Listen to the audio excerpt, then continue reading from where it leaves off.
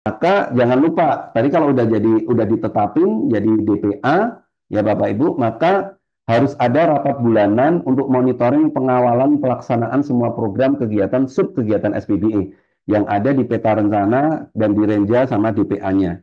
Dilakukan oleh tim koordinasi SPBE yang dipimpin oleh Sekda. I know Bapak Ibu ini nggak mudah, saya paham, karena banyak sekali, bahkan Pak, jangankan berjalan ke arah pengawalan, Pak Sekdanya aja loh belum paham kalau beliau itu bertanggung jawab koordinator gitu ya. Maka ini monggo di screenshot, disampaikan gitu ya. Nah, tadi kan sudah saya sampaikan berarti kunci kesuksesan pertama apa? Dokumennya harus benar, benar metodenya, benar kontennya, ya mudah dibaca, mudah diimplementasikan, ya sampai keluar kegiatan, sub kegiatan, program kegiatan, sub kegiatan sampai anggaran. Itu dokumen yang benar. Sampai dengan benang merah antar usulan itu ada. Nah, kalau udah benar, lalu kawal di perencanaan penganggaran. Jadi caranya apa? Des OPD waktu bikin renja bulan November, Februari biasanya. Ya, udah dikawal, habis itu lakukan tadi clearance. Nah, clearance misalnya ketika RKA DPA tadi ya, boleh salah satu kalau kalau sumber dayanya terbatas atau kemampuan dobrak Bapak Ibu masih terbatas, pilih boleh yang di desk tadi atau yang di clearance tadi. Kalau Bapak Ibu pengen teknisnya boleh tadi ya. Kalau teman-teman di sini ada nanti share atau teman-teman kunjungan studi banding ke Gresik, kunjungan studi banding ke Jawa Timur ya, itu clearance-nya udah jalan, di Gresik itu desnya mungkin juga clearance-nya udah jalan juga, atau OPD teman-teman lain. Nah, kalau udah dikawal teman-teman, dikawal pelaksanaannya tiap bulan oleh Pak Sekda. Ini step by step tadi ya teman-teman, dikawal, dan ini memang mau nggak mau yang bikin agendanya adalah Kominfo. Ya, harus dibikin agendanya sebagai sekretaris dari tim koordinasi SPBE.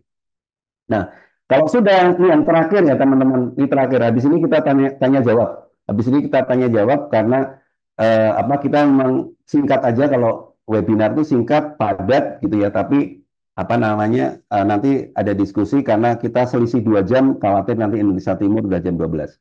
Nah, langkah yang keempat, kalau tadi teman-teman sudah arsitekturnya udah benar, terus kemudian dikawal di Renja RTA DPA, ya lewat proses DES OPD sama proses clearance, maka dikawal pelaksanaannya oleh tim koordinasi SPBE lewat rapat bulanan, dan terakhir adalah review tahunan, Bapak Ibu. Jadi review tahunan arsitektur peta rencana itu wajib, Bapak Ibu. Kenapa? Dasarnya Perpres 95 2018, dan ini gunanya untuk ini. Kalau melakukan review itu bukan acuannya, bukan hanya untuk mengupdate peraturan baru ya Bapak, bukan, tapi review arsitektur yang benar ini adalah mengecek apakah yang direncanakan itu sudah dikerjakan atau belum.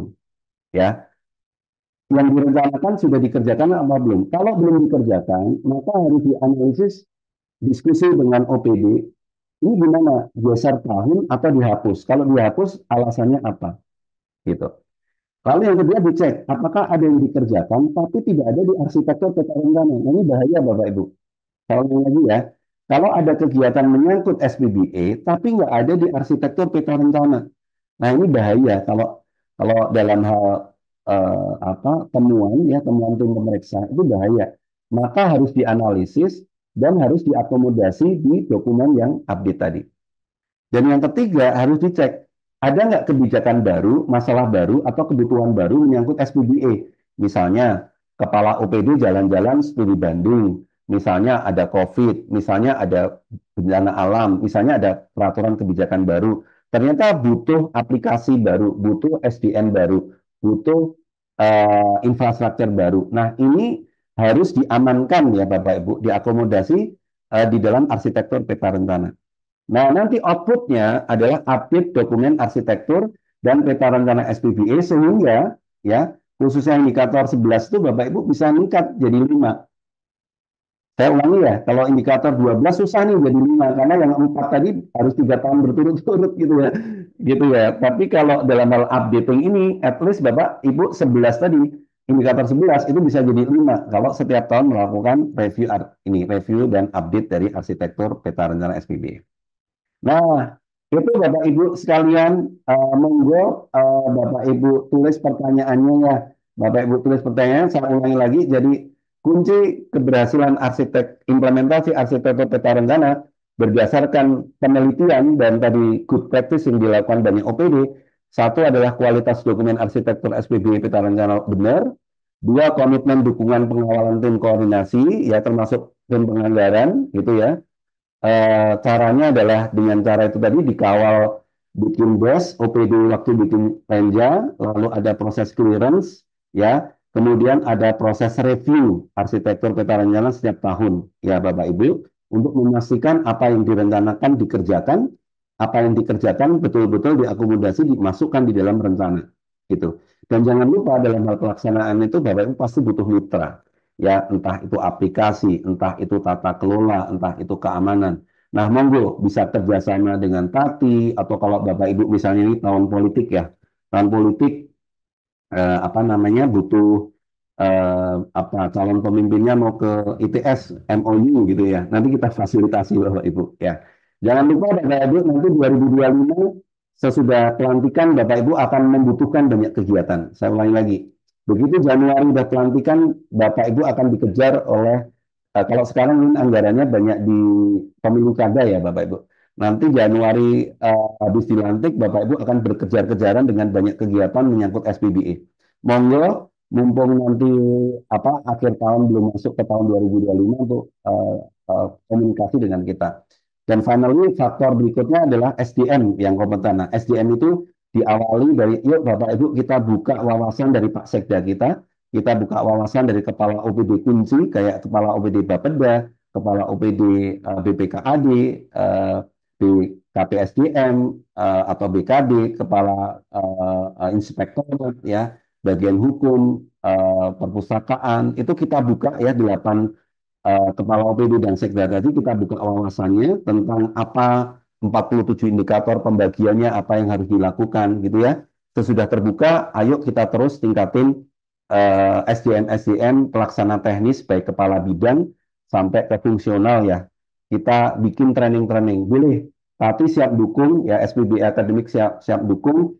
Sifatnya mau online boleh, sifatnya mau ke tempat Bapak Ibu boleh atau datang ke satu tempat tertentu. Nah, good Bapak Ibu. Bagus. Nah, ini ya saya langsung coba ini ya saya baca ya Bapak Ibu apa-apa saja nih yang apa pengalaman Bapak Ibu sekalian ya. Nah, ini eh, ya. Oke. Nah, ini saya baca nih banyak komentar menarik nih ya dari eh, oke, ini dari teman-teman Rejang Lebong tadi ya, dari Bu Susana.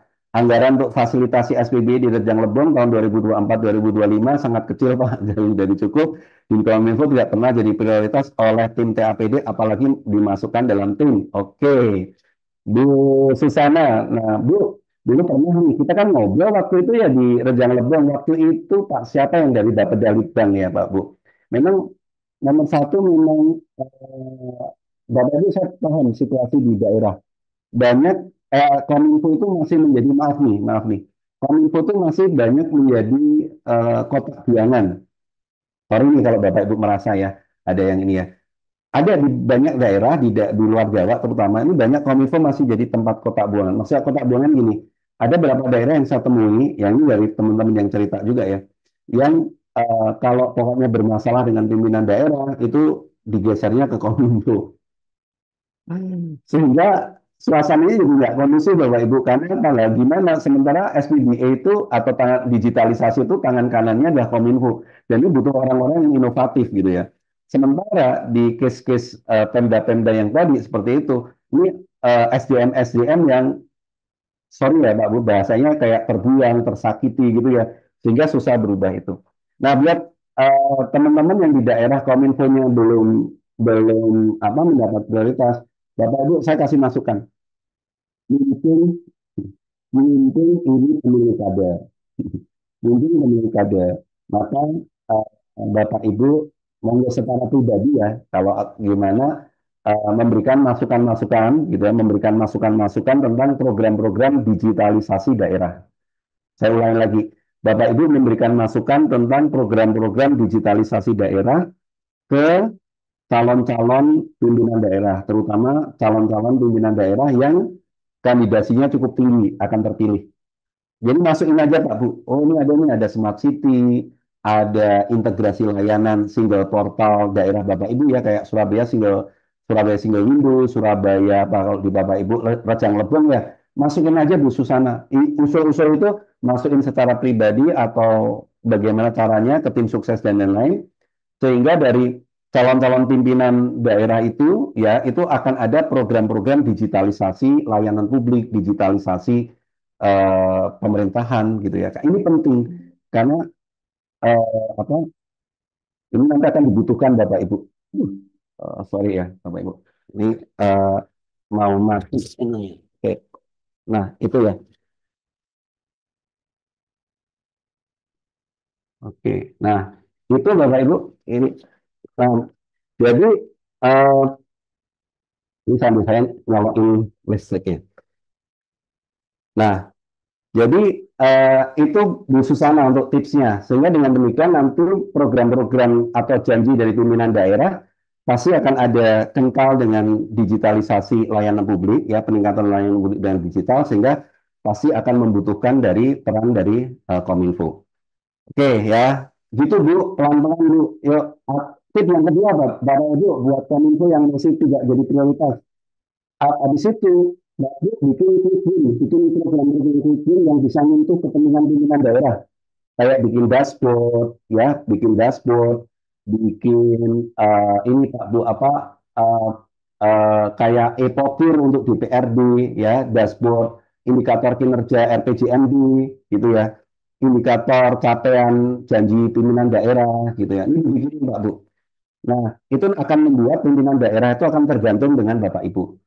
Terus juga ini untuk layani OPD-OPD yang lain ya.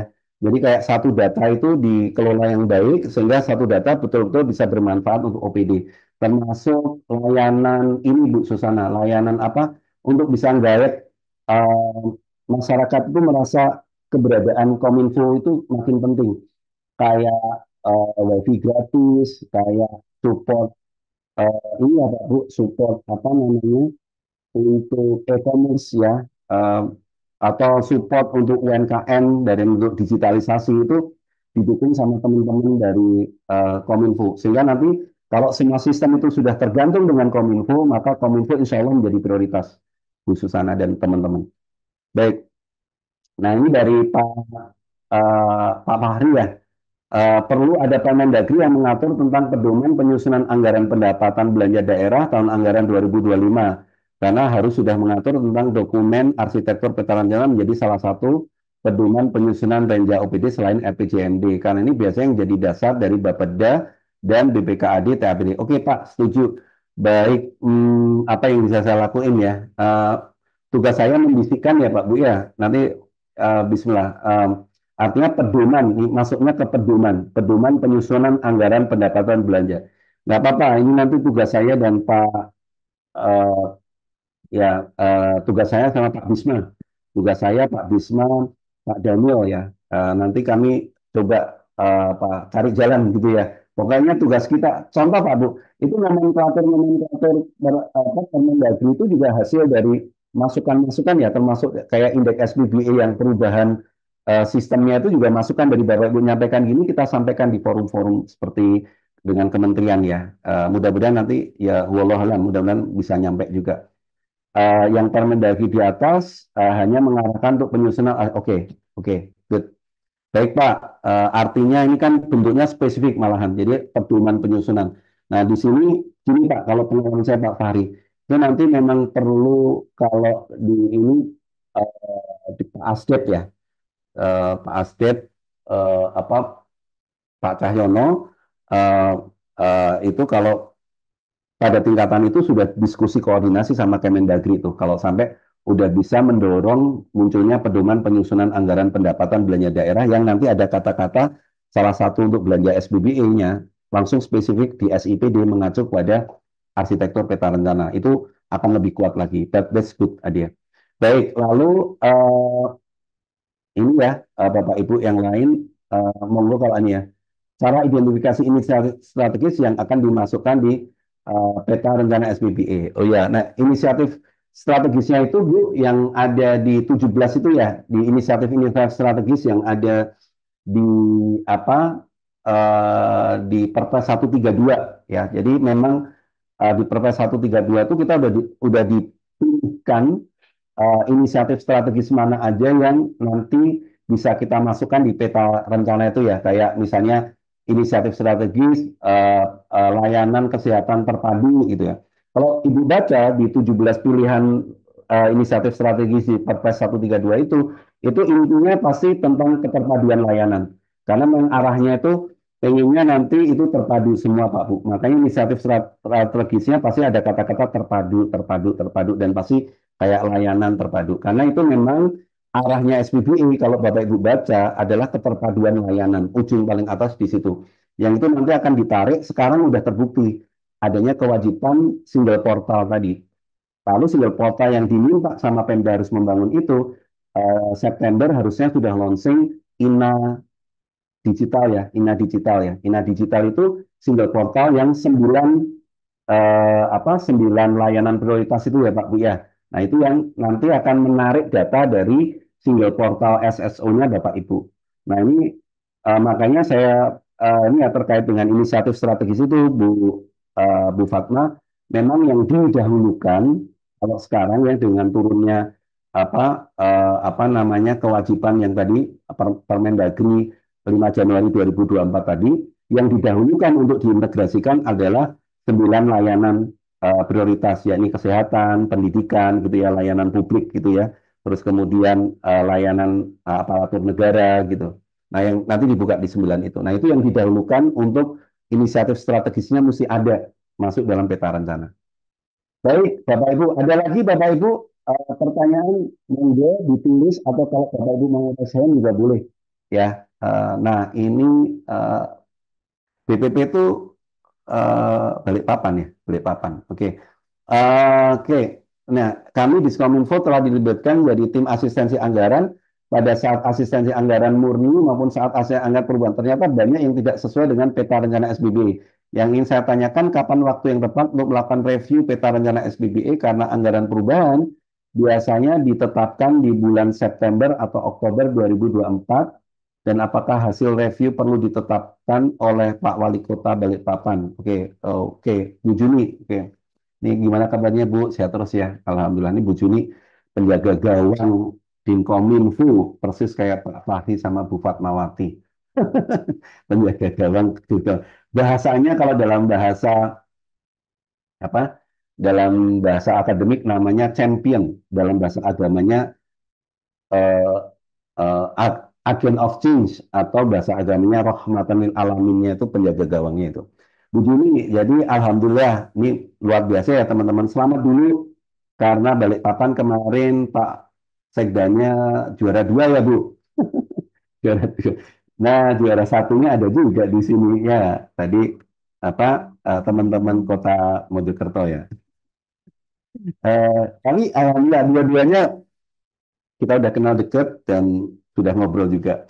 Nah, Bu Juni, selamat juga. Tadi selain Pak Sekda jadi juara 2 leadership digital, modal besar untuk ngajak Pak Sekda terus masuk ngawal. Terus, alhamdulillah, Kominfo udah masuk ya di Balikpapan untuk asistensi anggaran. Sip. Ini kalau udah masuk kayak gini, nilainya udah 3 ya Pak Bu ya. Nilainya udah 3, bahkan indikator 13, 3, bahkan bisa 4 karena Bapedanya kan udah masuk di situ. Kalau ada review perubahan udah bisa 5. Jadi mestinya indikator 13 di Balikpapan nanti harusnya 5 ya. Nah, ini ya banyak yang nggak sesuai. Betul Pak Bu. Sabar ya Pak Bu. Memang pertama kan teman-teman, saya ngasih saran gini Pak Bu. Misalnya ada berapa OPD. Nah, mungkin Bapak Ibu bisa mulai dari OPD-OPD yang enak untuk TikTokan, diajak ngobrol dulu. Jadi agak susah kalau punya 34 OPD semua harus sama gitu, nargetin. Faktanya susah. Maka lakukan itu dari mulai kayak ini. Kan Bapak Ibu butuh juga ya, sorry ya, bukti untuk indikator tadi sudah saya katakan 12 sama 13. 12 untuk dapat indikator level 4 ke 5, 13 untuk bisa masuk 1, 2, 3, 4, 5. Nah, kan Bapak Ibu butuh bukti kesamaan antara peta rencana dengan RKA DPA dari DPA dari OPD. Bapak Ibu mulai aja, kan pasti Bapak Ibu udah mulai dari Kominfo. Oke, Kominfo udah kesamaannya udah katakanlah 70-80% lah, udah uh, mirip. Masuk lagi Pak Bu, mana lagi yang bisa diajak ngobrol enak ya, teman secara pribadi atau hubungan antar kepala dinas atau apa ya. Oke, masuk yang kedua, misalnya Bapeda, ya, misalnya Bapeda atau misalnya BKP SDM atau organisasi. Nah, mulai Pak Bu. Jadi mulailah dari teman-teman ya, per OPD itu diajak agar konsistensi antara arsitektur peta rencana itu semakin meningkat. Tadi agar Bapak Ibu nggak frustasi, semua perubahan itu dari pelan-pelan, dari probability. Jadi Bapak Ibu target ini tahun ini kayaknya yang keselarasannya mencapai 70-80%, kayaknya ketambahan 5 OPD dulu. Nggak apa-apa Pak Bu. Dan itu nanti ya ini tips dari saya. Bukti Bapak Ibu untuk indikator eh, 12 dan 13 akan lebih banyak. Ya, karena selama ini kan buktinya cuma Kominfo aja. Kalau Bapak Ibu sudah bisa ngajak 3 OPD lagi, buktinya jadi 4. Besoknya lagi tambah 5 lagi, buktinya jadi 9. Gitu. Nah, pertanyaannya adalah kapan waktu yang tepat untuk melakukan review peta rencana SPBE? Untuk melakukan review peta rencana SPBE, Bapak Ibu, itu sebenarnya eh, kalau Bapak Ibu misalnya ingin mengamankan apa yang sudah ditetapkan ya, misalnya udah dicetok bulan apa nih kalau di Jawa Timur kemarin ya, ada rapat di Juli, Agustus, September ya, itu sudah dicetok untuk 2025, gitu ya, udah dicetok. Lalu Bapak Ibu temukan ternyata 2025 ini banyak bedanya, ya udah lewat lewat des itu ternyata prosesnya banyak bedanya, banyak beda kan wajar Pak Bu, banyak beda itu kayak misalnya terus ini apa namanya eh, karena OPD ingin mempertahankan satu kegiatan walaupun nggak ada di peta rencana gitu ya kan ada proses perubahan itu kan ada yang di Juli ya Juli atau apa kalau bikin rencananya di Januari misalnya gitu. Nah maka Bapak Ibu kalau Bapak Ibu sudah tidak bisa udah final jadi DPA dan Bapak Ibu temukan ternyata banyak hal yang berbeda dari peta rencana berarti maaf ya Pak Bu bahasanya DPA itu harus diakomodasi. Ya, DPA itu yang berbeda-beda itu harus diakomodasi di peta rencana. Sehingga peta rencana itu, monggo kalau mau review arsitektur peta rencana itu bisa saja di akhir tahun bisa, ya kalau ingin mengamankan untuk masuk ke tahun berikutnya. Atau Bapak Ibu, jadi bulannya kapan yang enak ya ketika DPA ditetapin misalnya nih di Juli atau Agustus ya Bapak Ibu bisa reviewnya itu di bulan kayak September gitu ya sekaligus mereview tahun itu udah ngerjain apa saja gitu. Jadi ada dua itu. Kalau Bapak Ibu ngadakan review arsitektur peta rencana di bulan September, Oktober atau November, Bapak Ibu dapat dua. Dapat dua itu mengamankan DPA yang disahkan ya. Kira-kira apa yang nggak cocok berarti diakomodasi plus Bapak Ibu nge-review apa yang sudah beneran dikerjakan di tahun tersebut ya agar aman dan benar secara penganggaran dan pekerjaan. Nah, itu Bu, kalau saran saya memang paling tepat review arsitektur peta rencana di akhir tahun biar dapat dua-duanya gitu. Tapi kalau misalnya Bapak Ibu pengen ngejar ini kan ada pertimbangan lain ya. Pak, saya pengen arsitektur peta rencananya itu bisa ini apa namanya bisa jadi bukti untuk nilai 5 di indikator 11-12 gitu ya. Nah, saran saya tadi kegiatannya itu bisa di akhir tahun. Jadi Ibu bisa klaim sebenarnya itu kegiatan itu menjadi kegiatan yang untuk Monef tahun berikutnya kalau itu dilakukan sesudah kegiatan Monef tahun misalnya tahun ini kan akan dilakukan Monef di mulai Agustus sampai dengan September. Lalu kegiatan Ibu, Bapak Ibu mengadakan review arsitektur peta rencana sebaiknya Oktober atau November, Bu. Gitu. Sehingga itu bisa Bapak Ibu klaim sebagai review yang kegiatan Monef SPBE 2025. Bapak Ibu bisa juga melakukan review arsitektur itu di Januari. Itu juga bisa. Kalau Bapak Ibu pengen nanti mereview yang tahun lalu, sekaligus mau pakai itu biar kuat untuk bukti Monef apa update dokumen review arsitektur peta rencana di 2025. Itu Bu Juni. Jadi saran saya di bulan Oktober, November ya kalau Desember terlalu mepet. Sekali lagi untuk bikin Monef itu butuh waktu 2 bulan ya Bapak Ibu. Minimal butuh 2 bulan. Kami kalau bantu 2 bulan itu butuh. Jadi jangan kalau Desember udah nggak mungkin. Biasanya kami udah nolak kalau Desember tuh kami sampaikan wah kalau Desember nggak mungkin jadi gitu. Kalaupun jadi ya Januari, Februari. Jadi mulailah di Oktober ya atau September akhir juga bisa paling lambat gitu ya atau di Januari ya. Asalkan kita udah sepakat kita mulai Januari juga bisa. Gitu Bu Juni. Wah, makasih banget ya. Nah, itu Bapak Ibu sekali lagi berarti tadi gimana? Sukses arsitektur dan peta rencana SPBA diawali dari dokumen arsitektur peta rencana SPBA yang benar secara format, yang benar secara konten, yang benar secara metodologi, yang bisa di track back benang merahnya, yang lengkap dengan daftar harga, ya, prediksi harga, spek, ya, dan bisa diimplementasikan peta rencananya itu diimplementasikan ke SIPD. Ini kenapa ada beberapa permintaan dari teman-teman rekanan IPPD yang meminta kami untuk melakukan kodifikasi ya dari nomenklatur itu SIPD dipetakan ke dalam peta rencana itu seperti apa. Ini sedang kami lakukan kajian juga. Nah, satu itu, yang kedua Bapak Ibu harus mengawal agar dokumen arsitektur peta rencana itu beneran dipakai oleh OPD. Pasti buktinya harus dikawal dengan tadinya dengan BES. Lalu yang kedua dilakukan dengan habis sorry yang di depan dengan des renja, lalu clearance ya Bapak Ibu. Habis itu Bapak Ibu juga perlu melakukan review untuk mengecek pelaksanaannya, gitu. Nah, kalau udah, yuk Bapak Ibu, kalau tertarik ya kita menyediakan layanan gratis 1 tahun.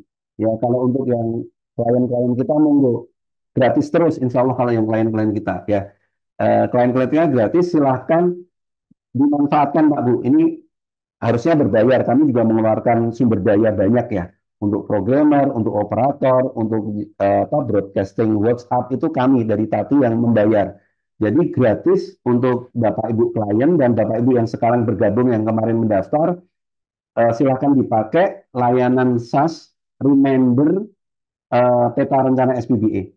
Jadi nanti sistemnya tuh gini modelnya, baca di dokumen peta rencana SPB Bapak Ibu, lalu Bapak Ibu Kominfo bisa bisa ngeset. Tolong diingatkan Dinkes nama ini, nomor WA-nya ini pada tanggal berapa gitu. Nah, sehingga pada saat mereka akan menyusun renja atau RKA itu data dari peta rencana akan terkirim gitu. Kayak selamat pagi Pak Tony gitu ya mengingatkan tahun 2026 Dinkes di peta rencana direncanakan untuk belanja laptop 30 untuk melakukan kegiatan manajemen SDM gitu ya. Nah, itu akan ada. Nah, monggo Bapak Ibu dimanfaatkan ya. Bapak Ibu dimanfaatkan, digunakan dan itu sifatnya gratis. Itu saja Devi ya eh, yang Devi sudah siap Dev. Kalau ada pertanyaan lain eh, silakan Bapak Ibu sekalian gitu. Nah, nanti kita akan Vicky atau Devi ya kan ya. Nah, itu yang saya sampaikan dan saya kembalikan dulu ke Devi ya. Bapak Ibu apapun nanti kalau Bapak Ibu ada nggak ada kegiatan silakan ngobrol-ngobrol sama Mbak Devi, nomornya Mbak Devi nanti silakan disebutin, dituliskan di chat ya sambil disebutin apapun konsultasinya karena gini prediksinya Bapak Ibu. Insya Allah 2025 habis pemilu kada peresmian mungkin Januari ya Bapak Ibu akan dikejar banyak kegiatan karena pemilu kada sudah selesai ya akan banyak dan ini agak spill bocoran nanti akan ada perubahan gede banget ya nanti di akhir 2025 menyangkut digitalisasi pemerintahannya nanti akan ada juga hal-hal baru. Nah Bapak Ibu harus mengantisipasi itu karena ada peraturan-peraturan baru yang kayak peraturan transformasi digital, peraturan pemerintahan digital. Bapak Ibu harus bersiap ya.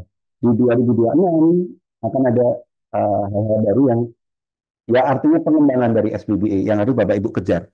Nah, monggo dalam antisipasi itu kalau kita mau konsultasi untuk membuat renja RKA, DPA dan peta rencana 2026 kita bisa diskusi bahkan mungkin bisa dibikin webinar tapi rasanya itu harus eksklusif ya karena sifatnya masih belum formal ya. Jadi saya juga nggak bisa secara resmi mengatakan pasti A, pasti B, pasti C. Tapi rasanya perlu disiapin di peta rencana SPB Bapak Ibu dan di Renja RKA Bapak Ibu di 2026. Makasih ya Bapak Ibu, jangan lupa nih kontaknya, Bapak Ibu silakan kontak di belakang apa dari ini. Saya kembalikan ke Devi, silakan Dev.